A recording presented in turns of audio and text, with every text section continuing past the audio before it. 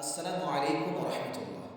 আমরা আসছি আগামী 26শে এপ্রিল 2025 সোহরাওয়ার্দী উদ্যানে ফিলিস্তিনিদের পক্ষে ইসরায়েলের বিপক্ষে মহাসমুদ্র সমাবেশে।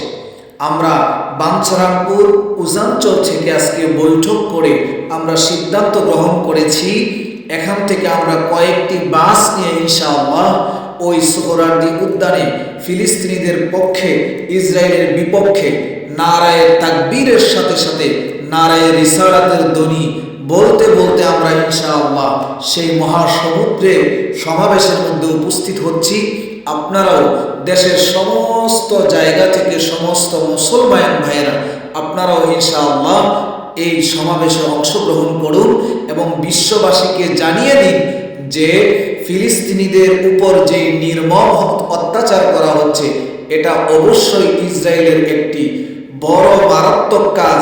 এটা অবশ্যই অতি দ্রুত বন্ধ করতে হবে, এমনকি মুসলমানদেরকে স্বাধীনতা দিতে হবে।